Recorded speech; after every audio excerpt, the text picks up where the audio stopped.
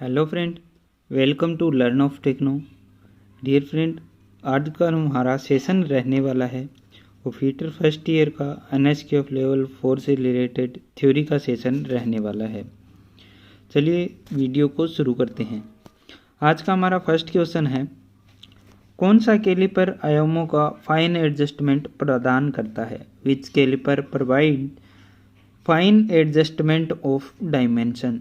क्या inside caliper करता है, ओड लेग कैलिपर करता है, आउटसाइड कैलिपर करता है, या फिर स्प्रिंग जॉइंट कैलिपर करता है? तो क्या इसका राइट आंसर हो जाता है? तो फाइन एडजस्टमेंट की बात की गई है तो वो हमारा स्प्रिंग जॉइंट कैलिपर करता है। ठीक है, यहाँ पर कैलिपर की बात की जा रही है, न कि वर्नियर कैलिपर की। तो इस चीज़ को आपको हमेशा ध्यान में रखना है कि कैलिपर से पूछा जा रहा है या वर्नियर कैलिपर से पूछा जा रहा है। नेक्स्ट है हमारा, बड़े क्रॉस सेक्शन एरिया को काटने के लिए किस मेटल कटिंग सा का उपयोग किया जाता है? विच मेटल कटिंग सा is used for cutting large cross section area? क्या पावर सा यूज करते हैं, कंटूर सा यूज करते हैं, सर्कुलर सा यूज करते हैं, या फिर हॉरिजॉन्टल बेंड सा यूज करते हैं? तो कौन सा इसमें राइट आंसर हो जाता है? तो जो बड़े क्रॉस सेक्शन एरिया के लिए यूज करते हैं वो सर्कुलर सा यूज करते हैं। कौन सा? सर्कुलर सा यूज करते हैं। पावर सा की यहाँ पर बात की जा रही है, तो सर्कुलर सा is the right answer. Next है, मार्किंग टेबल को कास्ट आयरन से क्यों बनाया जाता है? Why is the marking table made of cast iron? स्वतः लुब्रिकेशन के लिए, फॉर सेल्फ लुब्रिकेशन, अधिक कठोरता के लिए, फॉर ग्रेटर हार्डनेस, यथार्थता बनाए रखने के लिए, टू मेंटेन एक्यूरेसी, थर्मल विस्तार को रोकने के लिए, टू प्रिवेंट थर्मल एक्सपेंशन? तो क्या इसका राइट आंसर हो जाएगा? तो मार्किंग टेबल है वो कास्ट आयरन की क्या क्यों बनाते हैं? तो मार्किंग टेबल है कास्ट आयरन की इसलिए बनाते हैं ताकि उसमें क्या है, एक्यूरेसी है वो बनी रहे, मेंटेन एक्यूरेसी। लेकिन निम्न के अकॉर्डिंग अगर क्वेश्चन का आंसर देखें तो वो हमारा होगा स्वतः लुब्रिकेशन, यानी कि फॉर सेल्फ लुब्रिकेशन के लिए। ए इसका राइट आंसर होगा। लेकिन आप कोई भी कंपटीशन लेवल का एग्जाम देते हैं तो वहाँ पर आपको सी इसका राइट आंसर करना है, यानी कि मेंटेन एक्यूरेसी। कास्ट आयरन की जो प्लेट होती है वो क्या अपनी एक्यूरेसी है वो बनाए रखती है। नेक्स्ट है, निम्न गेज का नाम क्या है? What is the name of the following gauge? ये यहाँ पर गेज आप देख सकते हैं, इसका नाम पूछा गया है। क्या बेवल गेज है, एंगल गेज है, सरफेस गेज है, या फिर यूनिवर्सल बेवल गेज है? तो ये किस प्रकार का गेज है हमारा? तो ये हमारा बेवल गेज है। A is the right answer. Universal bevel gauge में एक ब्लेड यहाँ पर और लगा होता है। ठीक है, नेक्स्ट है 45 नंबर। इसमें दिया हुआ है, किस फाइल का उपयोग डाई और मोल्ड के निर्माण के लिए किया जाता है? Which file is used for manufacturing die and mould? क्या रोटरी फाइल का, टिंकर फाइल का, बेरेट फाइल का, या फिर रेस्प कट फाइल का? तो इसमें क्या राइट आंसर हो जाता है? इसका जो हमारा राइट आंसर हो जाएगा निमी के अकॉर्डिंग रोटरी आंसर इसका होता है। Rotary file is the right answer. ठीक है, इसका उपयोग कहाँ पर करते हैं? डाई और मोल्ड के निर्माण के इसमें किया जाता है। नेक्स्ट है 46 नंबर। इसमें दिया हुआ है, फाइलों के दांतों के बीच फंसी धातु के चिप्स को हटाने की क्या है? What is the removal the metal chips stuck between the teeth of file? तो मेटल के बीच जो मेटल के कण बसे होते हैं धातु के, उसको हटाने के लिए किसका यूज करते हैं? क्या बर्स का यूज करते हैं, वायर बर्स का यूज करते हैं, कॉपर स्ट्रिप का यूज करते हैं, या फिर चौक पाउडर का यूज करते हैं? तो फाइल के दांतों में जो धातु के कण फंसे होते हैं उसको हम किसके द्वारा निकालते हैं? तो कॉपर स्ट्रिप के द्वारा निकालते हैं। कॉपर स्ट्रिप नहीं दिया हो तो वायर बर्स वहाँ पर हम कर सकते हैं, लेकिन अभी क्या कॉपर स्ट्रिप दिया है तो copper strip is the right answer. Next है, छोटे छोटे कार्यखंडों जिनमें फाइलिंग या ड्रिलिंग की आवश्यकता होती है उनको पकड़ने के लिए किस वाइस का उपयोग किया जाता है?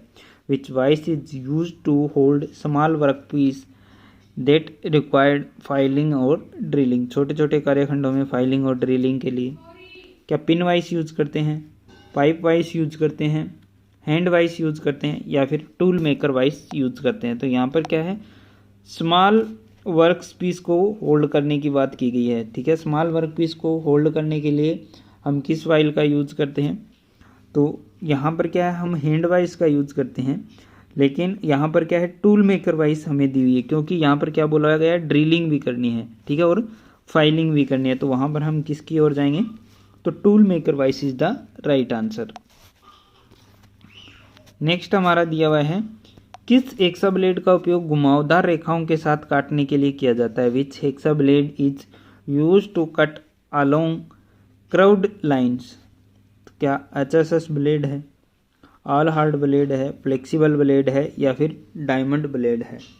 तो किस प्रकार का ब्लेड हम यूज़ करते हैं घुमावदार कर्व के लिए? तो वहाँ पर हम किस प्रकार का यूज़ करेंगे? फ्लेक्सिबल ब्लेड है वो यूज़ करेंगे। ठीक है, लचीला ब्लेड। नेक्स्ट है, किस चेनी का उपयोग कीवे काटने के लिए किया जाता है? Which chisel is used for cutting them? क्या flat chisel, cross cut chisel, punching chisel? Punching chisel तो होता ही नहीं है। ठीक है, डायमंड पॉइंट चीजल। तो क्या इसका राइट आंसर हो जाएगा? तो ये क्या बात की गई है कि कीवे काटने के लिए, तो कीवे के किनारे तैयार करने के लिए हम किसका यूज करते हैं? डायमंड पॉइंट चीजल का यूज करते हैं। ठीक है, तो यहाँ पर क्या है, होना तो चाहिए डायमंड पॉइंट चीजल, लेकिन क्या है, निमी के अकॉर्डिंग इसका आंसर रहेगा क्रॉस कट चीजल, यानी कि B is the right answer. Next है, निम्न हथौड़े में एक्स द्वारा चिन्हित भाग का नाम बताएं। Name the part marked by x in the following hammer. यहाँ पर एक्स रूप से चिन्हित भाग दिया हुआ है। क्या पिन है, फेस है, चिक है, या फिर आई होल है? तो ये इसका क्या है, पिन भाग है। तो ए इसका राइट आंसर है, वो हो जाता है। ठीक है, नेक्स्ट क्वेश्चन है हमारा, इसमें दिया हुआ है, छेनी की धार पर क्राउनिंग का उद्देश्य क्या है? What is the purpose of crowning on A chisel edge? Important question है। छेनी की फिसलन रोकना, stop the slip of the chisel, कोनों की खुदाई को रोकना, स्टॉप डिगिंग ऑफ कॉर्नर, छेनी को सीधी रेखा पर स्वतंत्र रूप से मूव करने की अनुमति देना, allowing the chisel to move freely in the straight line, cutting edge को कार्यखंड में प्रवेश कराना, entered the cutting edge into the workpiece. तो क्या इसका राइट आंसर हो जाएगा? क्या पूछा गया? छेनी की धार पर क्राउनिंग का क्या उद्देश्य है? Purpose of crowning on A chisel edge. तो क्राउनिंग हम क्यों करते हैं? तो कोनों की खुदाई को रोकने के लिए, यानी कि अगर बिल्कुल स्क्वायर कोने होंगे तो ये क्या करेंगे, साइड से भी मेटल को काटते चलेंगे। तो कोनों की खुदाई को रोकने के लिए स्टॉप डिगिंग द कॉर्नर। तो बी इसका राइट आंसर है, वो हो जाता है। नेक्स्ट है, दांतों काटने की प्रक्रिया में टूल को वर्क सरफेस से रगड़ने को कैसे रोकें? दांतों की प्रक्रिया में टूल को वर्क सरफेस से रगड़ने के लिए how to prevent tool wear on the work surface during metal cutting. तो उसमें क्या है कि हम क्या देंगे, एक एंगल देंगे। तो उसी एंगल की बात की गई है। क्या लिप कोण को घटाकर decreasing the lip angle, rake कोण बढ़ाकर increasing the rake angle, clearance कोण को बढ़ाकर increasing the clearance angle, tool wedge कोण को घटाकर reducing the tool wedge angle. ठीक है, तो कौन सा एंगल को हमें घटाना या बढ़ाना होगा? तो ये क्या सरफेस से रगड़ नहीं खानी चाहिए, यानी कि ये हमारा वर्क पीस है, इसकी सरफेस के साथ रगड़ नहीं खाना चाहिए, तो क्लियरेंस हमें बढ़ाना पड़ेगा। तो सी इसका राइट आंसर है, वो हो जाता है क्लियरेंस कोण को बढ़ाकर, increasing the clearance angle is the right answer. Next है, धातु की उस प्रॉपर्टी का नाम बताइए जो शॉक और इम्पैक्ट को सहन करती है। Name the property of metal which can withstand shock और इम्पैक्ट। क्या टेनेसिटी होता है, हार्डनेस, ब्रिटलनेस और टफनेस। तो शॉक और इम्पैक्ट होता है, जो शॉक और इम्पैक्ट को जो सहन कर लेता है तो वो क्या होता है, टफनेस का गुण उसमें होता है। ठीक है, तो वो क्या है, झटके और शॉक को सहन कर सकता है। नेक्स्ट है, कौन सा पार्ट मेजरिंग फेस है जो बाहरी माइक्रोमीटर के फेस में फिट होता है? Which part is the measuring face that fit into the outer micrometer frame. क्या एनविल होता है, बैरल होता है, स्पिंडल होता है, या फिर रेचेट स्टॉप होता है? तो मेजरिंग करने के लिए जो बाहरी भाग के साथ में टच होता है तो वो क्या होता है, हमारा एनविल, यानी कि ए इसका राइट आंसर है, वो हो जाता है। ठीक है। नेक्स्ट इसमें दिया हुआ है 55 नंबर, और इसमें क्या दिया हुआ है, निम्न माइक्रोमीटर का नाम क्या है। What is the name of the following micrometer. Micrometer यहाँ पर आपको दिखाया जा रहा है, ठीक है। तो क्या ये डेप्थ माइक्रोमीटर है, इनसाइड माइक्रोमीटर है, वर्नियर माइक्रोमीटर है, या फिर आउटसाइड माइक्रोमीटर है। तो नॉर्मली आपको देखने से ही पता चल रहा है कि ये कौन सा हमारा डेप्थ माइक्रोमीटर है। A is the right answer. Next है 56 नंबर, इसमें दिया हुआ है मशीन स्पिंडल पर ड्रिल चक को कैसे पकड़ा जाता है। How is the drill chuck held on the machine spindle. क्या आर्बर द्वारा, सॉकेट्स द्वारा, स्लीव्स द्वारा, या फिर विशेष क्लैंप द्वारा, स्पेशल क्लैंप के द्वारा। तो क्या इसका राइट आंसर हो जाता है, मशीन स्पिंडल में ड्रिल चक है वो हम किसके द्वारा पकड़ते हैं, तो आर्बर के द्वारा उसको पकड़ा जाता है। नेक्स्ट है कौन सी ड्रिलिंग मशीन में स्पिंडल हेड को कॉलम के पास और दूर किया जाता है। In which drilling machine the spindle head is moved close and farther away from the column.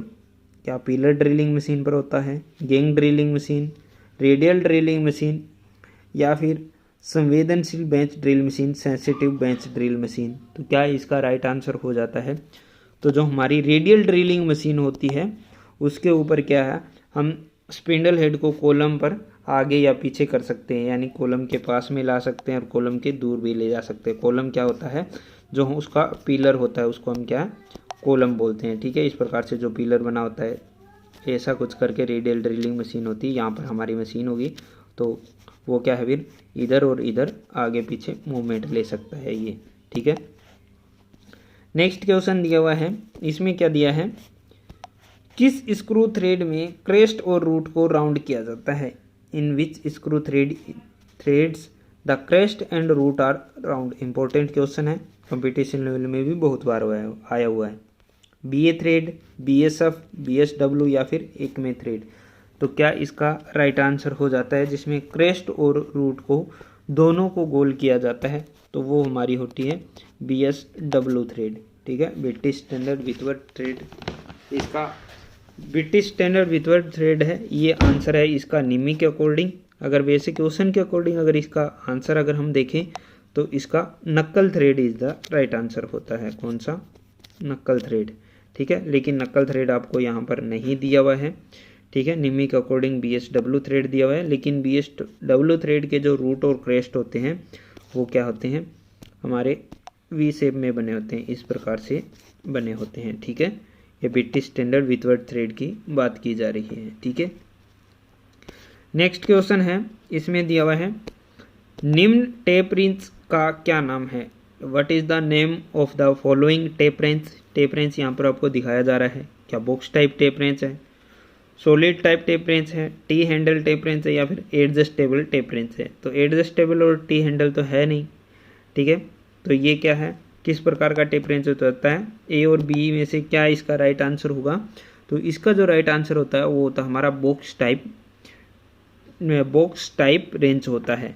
लेकिन निमी के अकॉर्डिंग इसको क्या है, सॉलिड टाइप जो टेप रेंच है वो इसको बताया गया है, ठीक है। यानी कि इसमें क्या अलग अलग खांचे बने होते हैं जो कम ज़्यादा साइज़ के होते हैं, ठीक है। उनमें हम क्या कर सकते हैं, हमारी टेप को फिट करके या फिर रीमर के लिए भी इसको यूज़ कर सकते हैं, ठीक है। लेकिन यहाँ पर टेप रेंच दिया हुआ है तो इसको टेप के लिए ही हम यूज़ करेंगे।